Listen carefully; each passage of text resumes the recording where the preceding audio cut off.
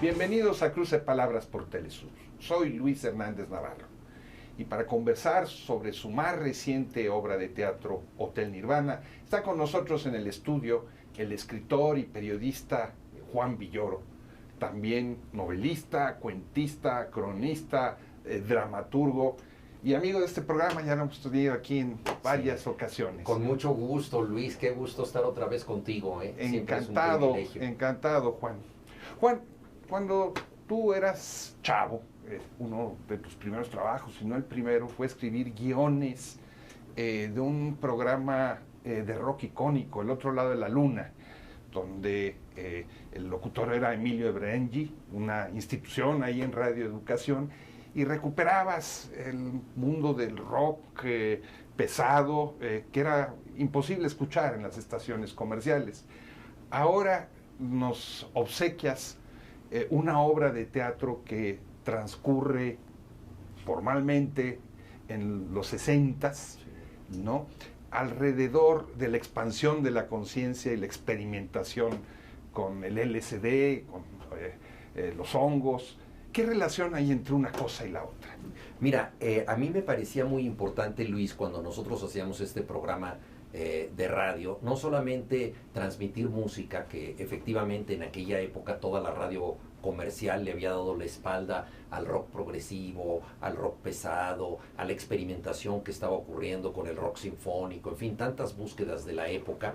En 1977 empezamos este programa para que la gente sepa más o menos cuál era la época, y entonces nos pareció que además de la música debíamos dar cuenta del mundo que la había hecho posible, es decir, de la contracultura, de las tentativas que tenían los grupos para cambiar de alguna manera de forma de vida a través del arte, porque eso fue muy importante en los años 60 y 70, el hecho de que la experiencia estética llevó a muchas personas a cambios de comportamiento fundamentales, y por ejemplo los grupos de rock se convirtieron en grandes chamanes, ¿no?, que de alguna manera alteraban la manera en que la gente veía su entorno y decidía su destino. Por ejemplo, los Beatles se iban a la India y todo el mundo entonces pensaba en meditar, en hacer yoga, en saber qué es un mandala, etcétera. Grupos que se interesaban en la astrología, otros que se interesaban en el vegetarianismo, en la meditación,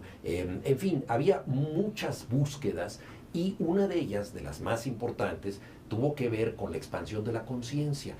Aldous Huxley escribió ese libro canónico que fue Las Puertas de la Percepción, basado en el famoso poema de William Blake, que también dio lugar al grupo The Doors, Las Puertas. Y entonces se buscó, por parte de muchas gentes, hacer que la música y los cambios estéticos también tuvieran que ver con la exploración de la conciencia. Y un estímulo importante para lograrlo fueron las plantas endémicas de los pueblos mexicanos, el peyote, los hongos alucinantes, o bien algunas nuevas drogas químicas como el LSD.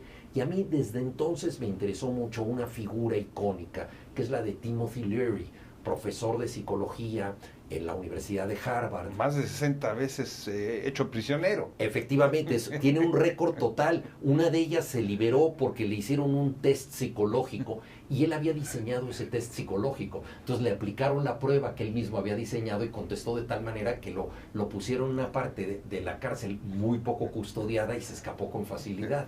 Entonces, bueno, este gran profeta del LSD inició sus días tratando de entender la droga como algo que debía tomarse de manera regulada, con vigilancia médica, y pensó que el trato con las drogas de la mente debía ser equivalente al que tenemos con las drogas físicas. No todas deben estar permitidas, algunas requieren de receta, muchas necesitan de acompañamiento médico, etc. Entonces así empezó él, pero le fueron cerrando espacios. El primero de ellos fue la Universidad de Harvard.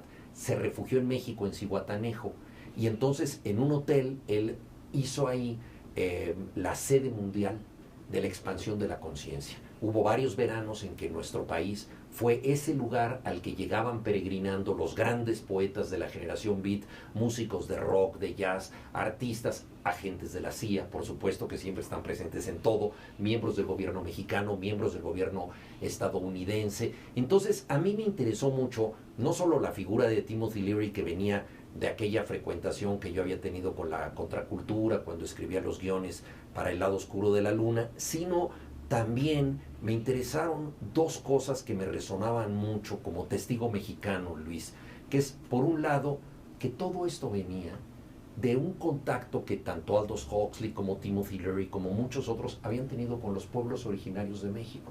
Habían dicho que hay una sabiduría oculta. Estos pueblos han tomado estupefacientes sin destruirse, les han dado un uso médico, ritual, de rito de iniciación o recreativo, pero han demostrado que las plantas sagradas se pueden controlar, ¿no? Entonces eso apelaba mucho a una herencia que tenemos y que no siempre vemos, por un lado. Y por otro lado también me interesó mucho cuando él ya se establece en México, que este país era la puerta para la iluminación trascendental. Y ahí había un tema para un dramaturgo que contara con el apoyo de la Compañía Nacional de Teatro, porque solo así puedes tener muchos actores, y un hotel requiere de muchos actores que van y vienen y todo. Tenemos 11 en escena en Hotel Nirvana, pero esta es un poco la idea original y la razón por la que escribí la obra. Una obra que tiene mucha ironía. Los diálogos en distintos momentos son muy jocosos, parecen sketches de teatro de revista. A lo mejor estoy exagerando, pero así lo buscaste, buscaste esta chispa. Sí, fíjate que es una cuestión de temperamento. Muchas veces cuando yo escribo, especialmente cuando escribo teatro, salen frases irónicas que, bueno, a mí es mi manera de expresarme, y me pareció que era interesante plantear esto en una clave de comedia, una especie de comedia negra, porque trata de la recuperación de una utopía, ese momento en que se pensaba, quizá de manera muy ingenua, que al abrir las puertas de la conciencia todo iba a cambiar, ¿no? Y que iba a haber una especie de armonía, de sincronía de todas las personas que se sensibilizaran y que iban a entender que su relación con la naturaleza era distinta y con el prójimo también, etcétera. Bueno, esa utopía fue posible durante un tiempo, al menos como ilusión, como todas las utopías que nunca llegan a materializarse, pero como ilusión fue posible, pero también está llena de circunstancias un tanto tragicómicas. Entonces efectivamente hay estos elementos, y por otra parte yo quería establecer puntos de contraste. Por ejemplo, hay un antropólogo en la obra que no toma drogas y dice: oye, ustedes están haciendo aquí turismo psicodélico, ustedes lo que quieren es que un gringo los venga a iluminar y se van a sentir muy bien un fin de semana y luego van a regresar a su realidad, a ver la tele, y van a ser los mismos enajenados de siempre. Entonces hay como conciencias críticas también dentro de la obra, abusos, excesos, en fin, transformaciones, unas positivas, otras negativas, que es lo que suelen producir este tipo de experiencias. Juan, tú conoces muy bien toda esa historia, pero no deja de ser una ironía que un experimento así se haya podido realizar en México, y tú lo recrees, en medio de un marco en el que después de lo que fue el concierto de Avándaro, la copia reducida del Woodstock mexicano,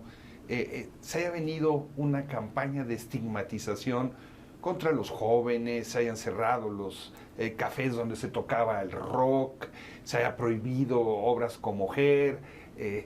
Sin embargo, se realiza esta experiencia. ¿Cómo lo explicarías tú? Sí, fíjate que eso que cuentas y que tú conoces mucho mejor que yo, que es, digamos, las entretelas de la historia política de México. Este país ha sido sumamente contradictorio, ¿no? Una política exterior muchas veces progresista que coexiste con una política represiva, ¿no? Guerra sucia en México, ¿no? Tema del que tú has escrito, y al mismo tiempo acogida a perseguidos de otros países que han sido perseguidos por sus ideas, etcétera. Entonces, en la obra también yo quería plantear esta situación dicotómica, ¿no? Un político que de pronto se siente progresista, se siente bohemio, se mete a esto creyendo que va a poder influir para que México sea un país psicodélico, que hasta cierto punto, en cuanto a simbología, lo ha sido. Por ejemplo, las Olimpiadas fueron inauguradas unos cuantos días después de la matanza de Tlatelolco. Si vemos todos los símbolos, son símbolos pop extraordinarios, con un diseño maravilloso. La Olimpiada Cultural fue impresionante, la Ruta de la Amistad con las esculturas, los grandes poetas, Robert Graves, el gran poeta inglés que estuvo aquí, y tantas otras personas, al mismo tiempo en que se había ejercido la represión y estaban encarcelados los líderes del movimiento estudiantil. Entonces, esta ambivalencia caracterizó durante tanto tiempo al México de partido único, y en parte yo creo que esas contradicciones le permitieron sobrevivir durante tanto tiempo, porque jalaba para un lado y luego jalaba para el otro. Entonces había pues esta dicotomía, esta ambivalencia. Por ejemplo, el Festival de Avándaro fue muy apoyado por Carlos Jan González, que en modo alguno es un ejemplo de probidad o de honestidad en la política, ¿no? Y él fue como de los que creía que este era un signo de modernidad, ¿no? Para México. Y al mismo tiempo, uno de los participantes, Javier Batis, había perdido la vista de un ojo porque había sido golpeado aquí por guaruras en un café cantante. La expansión de la conciencia hoy en un país asolado por la guerra contra las drogas y sus consecuencias, es un contraste. Tocas un tema que a mí me parece esencial. Si tú me dices, yo creo que no puedes escribir una obra, aunque sea un poco como una comedia, Luis, que no te duela, que no te toque, que no te haga sentir algo por dentro. Y lo que a mí, digamos, me puede hacer sentir más respecto a este tema es lo que estamos viviendo hoy. Al final de su estancia en México, Timothy Leary le dijo al gobierno mexicano: tienen una oportunidad única, México puede ser la Suiza psicodélica, la gran reserva de los fármacos de la conciencia, así como Suiza es el centro donde están todos los laboratorios, no necesariamente en beneficio de la humanidad, pero que producen medicinas, ¿no? Así puede ser México la Suiza psicodélica, y escojan ustedes. Pueden hacer esto y regular las drogas y convertirlas en un tema de salud pública, o dejar todo en manos de quienes las van a aprovechar en forma ilícita, que son los narcotraficantes, ¿no? Sabemos lo que pasó, estamos en el México del fentanilo, de la llamada guerra contra las drogas, que en realidad es una guerra para controlar el mercado de las drogas, ¿no? Y en este mundo de derramamiento de sangre, de noticias, de asesinatos de todos los días, de pronto contrastar esto con la utopía y la posibilidad de haber tomado otro camino, me parece importante. Y las utopías sirven como indicación. Si eso fue posible en un momento, ¿por qué no soñar en que puede ser posible en otro? ¿Te parece si vamos a una pequeña pausa? Con todo gusto. Amigos, amigas, no se vayan. Regresamos a este éxtasis en muy breves instantes.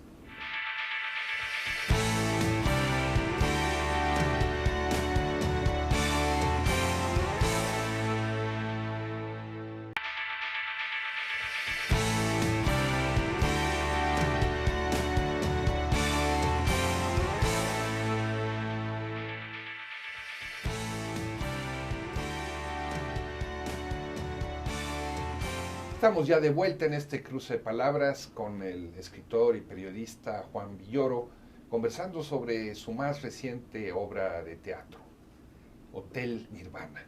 Bueno, un escritor, ni modo, déjame traerlo aquí a colación, que es una especie de historiador también del rock mexicano, ubica los 70s como parte de una lucha entre quienes eran aficionados a los guaraches de Ante Azul, les gustaba el rock, y los folclorito venceremos. Sí. Bueno, esta tensión está permanentemente también en tu obra de teatro, ¿no? En un mozo que reivindica el pasado indígena, la naturaleza, de manera muy discreta. Hablabas ya del antropólogo, pero también del otro lado están los extranjeros, están quienes ven en ese mundo de la expansión de la conciencia la forma de ser modernos. ¿Cómo juegas tú con este contrapunto? Sí, a mí lo que tocas me interesa mucho, porque digamos, yo he tratado de ser testigo de estos trasvases culturales que son muy interesantes, ¿no? Es decir, Estados Unidos para nosotros ha sido un país opresor y se quedó con la mitad del territorio, en fin, hay una cantidad de abusos que conocemos por parte de Estados Unidos y al mismo tiempo había una contracultura liberadora por parte de los Estados Unidos. Y a mí me sorprendió mucho cuando yo era adolescente ver un botón de estos que usaban los hippies que decían Dios está vivo y reside en la Ciudad de México. Y yo decía, pero ¿cómo pueden pensar ellos que nosotros somos el paraíso? Porque también para la generación de los beatniks lo había sido, para muchos hippies, México fue un paraíso de la naturaleza, donde realmente se podían crear comunas que no podían ellos tener en los Estados Unidos. Entonces había este trasvase. Y en la obra de teatro, en Hotel Nirvana, me pareció interesante crear estas confrontaciones. Por ejemplo, siempre ha habido un tipo de mexicano que se deja influir fácilmente por las modas que llegan de Estados Unidos, sin saber que en ocasiones esas modas en realidad son resultado de una influencia mexicana. Es justamente lo que pasó con parte de la psicodelia. O sea, cuando los grupos de rock empezaron a venir a México y conocieron a María Sabina y conocieron los hongos alucinantes y entraron en contacto con la psicodelia de los pueblos originarios, en vez de que los mexicanos acudiéramos a la sabiduría de los pueblos originarios, dijimos, qué maravilla, ahí hay un gurú como Timothy Leary, doctor de Harvard, que nos puede ilustrar. Y lo que él estaba era exclusivamente poniendo sobre la mesa lo que durante siglos se había estado trabajando ya entre los chamanes aquí en México. Lo mismo pasó con Carlos Castaneda, por ejemplo, un antropólogo que se forma en los Estados Unidos, viene a estar aquí a tener enseñanzas con el Jackie Don Juan, y entonces escribe un libro que fue un bestseller absoluto, Las enseñanzas de Don Juan, lo escribe en inglés, se publica en México con prólogo de Octavio Paz, y se convierte en una sensación, pero nuevamente lo nuestro nos llega trasvasado por la cultura extranjera. Entonces estos cruces, a mí me gustaba que en la obra estuvieran presentes, desde la gente que está encandilada con los gringos, los propios gringos, los mexicanos que repudian esto, algunos de manera silenciosa porque tienen esa sabiduría de decir yo no tengo que competir con ustedes porque ustedes son turistas y se van a ir, ¿no? Nosotros nos quedamos. Una figura como la de Timothy Leary, un hombre que tiene relaciones con los Panteras Negras, que en algún momento es liberado por esta guerrilla Weather Underground, que fue alcalde o candidato a alcalde independiente ahí en Nueva York, que hablaba con Ted Kennedy, un personaje polifacético en ese sentido. ¿Qué te dice él ahora? ¿Era un gurú? ¿Qué te dice era muchas cosas. Mira, era antes que nada un gran charlatán en el sentido de que te podía convencer de lo que fuera. Era un comunicador excelente. Él fue amigo, entre muchas otras personas, de Marshall McLuhan. Y McLuhan le dijo, mira, lo que tú estás haciendo, la expansión de la conciencia, es importante, pero a mucha gente le da miedo. Entonces tienes que tener una actitud más suave y tienes que sonreír mejor. Entonces él aprendió a sonreír para transmitir mejor sus ideas, ¿no? En el Verano del Amor de 1967, donde tocaron los principales grupos del sonido de San Francisco, él fue el orador, ¿no? Entonces se convirtió efectivamente en un gurú para muchas generaciones. Yo creo que él, primero que nada, sí fue un estudioso de los cambios sociales que se producían con la expansión de la conciencia. Fue muy riguroso al principio, fue muy responsable también en un inicio, pero luego fue víctima de su propia fama, de la persecución que tuvo que encontrar nichos distintos, podía ir a Libia de pronto a buscar refugio, etcétera. Entonces se convirtió en una social en el sentido de que no tenía un acomodo en digamos, la comunidad norteamericana, pero al mismo tiempo en una celebridad, ¿no? Y ambas cosas, tanto la fama de radical como todo, lo acabaron convirtiendo en una persona que evidentemente pues no fue alguien recomendable, y es lo que pasa con tantas sectas, con tantos grupos, ¿no? Entonces también yo traté de poner algo ahí. Él tiene un asesor con el que empezó a hacer estos trabajos. Mis personajes son inventados, pero se le parece mucho a Timothy Leary, y su máximo auxiliar continuamente le dice, has perdido el control, eres demasiado famoso, quieres salvar a la humanidad, pero no ves a tus hijos, etcétera, ¿no? Entonces, todas esas cosas me parece que dejan un balance de una figura fascinante, ¿no? Pero, desde luego, que no me parece una figura tan ejemplar como otras que ha habido en el mundo. Un triple salto mortal. ¿Qué tan difícil es hacer teatro en México? Bueno, eso es dificilísimo. Cuando Vicente Leñero empezó a hacer teatro, Rodolfo Sigli le dijo, Vicente, bienvenido al maravilloso infierno del teatro. Porque es muy difícil. Mira, cuando yo escribo una novela, pues lo único que necesito es lápiz y papel, ¿no? Yo quería escribir teatro desde muy joven, pero me acobardé por la dificultad de que esto llegue a escena. ¿Cómo vas a conseguir 11 actores si no te los da la Compañía Nacional de Teatro? Pero tienes 4, 5, 6 obras de teatro. Ya 8, fíjate. 8 veces, me estoy quedando yo. No, 8. Eso ya habla de mi terquedad y de que estoy teniendo una vejez dramática. pero, pues mira, es apasionante porque el contacto con el público, la empatía, el acto de presencia que se da ahí es único. Cuando tú escribes un libro, tú no sabes el efecto que tiene o lo tienes diferido por lo que te comenta alguien, pero la verdad es que es ese sentido del rito que tiene el teatro, y ahora durante la pandemia que perdimos los actos de presencia, creo que vale mucho la pena como género, y bueno, a mí me fascina, pero claro, es muy difícil ponerlo, es muy difícil llenar los teatros, por eso te agradezco tanto este espacio, a ver si la gente que nos hace el favor de vernos va al Teatro de las Artes. A finales de los 30 en Francia, la cultura francesa, Sartre, Camus escriben obras de teatro. El debate el teatro está vivo con el debate. ¿Sucede algo así en México? Mira, ahora? El teatro siempre ha tenido un contenido político muy fuerte desde Atenas, ¿no? Y con Sófocles y todos los grandes trágicos de aquella época. Y fíjate que en una ocasión yo hablé con un escritor de Alemania Oriental, país donde yo viví 3 años, que es Ingo Schulze. Hablé con él cuando ya había caído el muro y le dije, oye, ¿extrañas algo de la vida en la Alemania socialista? Y me dijo, lo que más extraño es el teatro, porque las verdaderas noticias se daban ahí.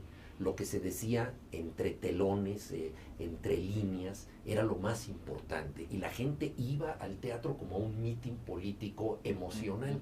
Y eso era muy importante. No es casual que Václav Havel, por ejemplo, fuera uno de los principales dramaturgos de Checoslovaquia y que acabó siendo presidente. Entonces, el teatro tiene ese contenido político muy fuerte. En México hubo este movimiento que hicieron Víctor Hugo Rascomanda y Luis de Tavira de Todos Somos Marcos, por ejemplo, que fue importantísimo. Ha habido grandes momentos en que el teatro ha tenido una fuerza muy grande.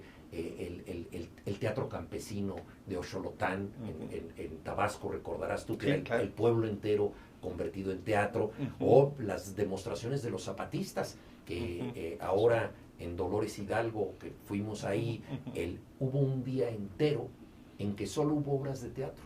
Y al día siguiente, cuando le tocó hablar al comandante David, él hizo comentarios sobre las obras de teatro. Y dijo, lo que yo he visto, esta representación me parece interesante, pero no se olviden que hay que cambiar la realidad, etc. Entonces, el teatro sigue teniendo un componente político muy importante en todos los países, y México no es la excepción. Y tú como autor, con los actores, con el director, ¿qué tan fácil es esa relación? Bueno, no siempre es fácil. Decía Ibargüengoitia, él dejó de escribir teatro. Él empezó como dramaturgo, ¿te acuerdas? Y dejó de escribir y dijo, tengo facilidad para el diálogo, pero no para sostenerlo con gente de teatro, porque son muy especiales. Entonces, bueno, hay de todo, porque estás trabajando con emociones y con arrebatos, ¿no? Entonces, incluso hay directores, por ejemplo, que hacen enojar al actor para que actúe mejor un papel donde tiene que estar enojado, ¿no? Entonces, ese tipo de cosas se dan, pero he tenido muy buena suerte con los directores. Ahora trabajo por 3ª ocasión con Antonio Castro, que es un muy buen director, sobre todo de teatro de texto, que eso a mí me interesa mucho, porque hay directores que lo que les interesa es la imagen y no lo que se dice, y para mí es fundamental tener un director como Antonio Castro que le gusta mucho el texto. ¿Y una obra con música original? También eso, fíjate, qué bueno que lo mencionas, porque es música de Diego Herrera, del grupo Caifanes, que es un lujo tenerlo ahí, tecladista y saxofonista de Caifanes, junto con su hijo Mariano. Entonces, se ha dado una mezcla de generaciones muy interesantes. En la música se nota, porque tiene ciertos aires de nostalgia psicodélica, pero con un punch, una fuerza, un dinamismo de la música actual, ¿no? Y el más joven de todo el equipo, que es enorme, porque somos más de 40 personas, es Mariano, que tiene 26 años, y el mayor es Arturo Beristain, el actor, que tiene 72. Entonces son casi 50 años entre el más joven y el mayor. Entonces es una mezcla de generaciones que te hace pensar que lo que pareció que era efímero, ¿no? Esas locuras de los años 60, y contrastadas con la realidad nacional tan dramática, tan herida, pues involucra a muchas generaciones. Pues el personaje que representa al político parece terriblemente actual, ¿no? No parece que pertenezca hace 50, 60 años. Para nada, se llama... Habla igual, Dionisio, se ¿no? Se llama Dionisio, claro, y entonces en algún momento ahí le dicen, bueno, Dionisio es el que nació 2 veces, te dedicas a la dualidad como todo político. Ajá. ¿Cómo ha respondido la crítica? Entiendo que están los preparativos y ahora va el despegue en forma. No, mira, afortunadamente tú estuviste con nosotros en la primera función, que fue prácticamente el ensayo general, porque no habíamos tenido ninguna otra. Fue mucha gente, hemos recibido muy buenos comentarios, pero naturalmente hay que hacer ajustes, hay que mejorar la obra todavía un poco, pero en fin, hasta ahorita el balance ha sido muy positivo, estamos muy entusiasmados. ¿Dónde verlo, Juan? En el Teatro de las Artes, que está al sur de la Ciudad de México, en el CENART, que es el Centro Nacional de las Artes, esta gran ciudad donde está el conservatorio, donde hay teatros, etcétera, es el teatro más grande de todos, y ahí vamos a estar de jueves a domingo. Desde el día 4 de abril hasta el 21 de abril. Son escasas 3 semanas, pero el teatro es suficientemente grande para que quepan, si no todos, por lo menos muchos. Juan, muchas gracias por estar con nosotros en Gracias a ti, Luis, como siempre. Amigos, amigas, muchas gracias por su amable compañía. Ya saben, los esperamos la semana que viene aquí por Cruce Palabras por Telesur. Hasta la próxima.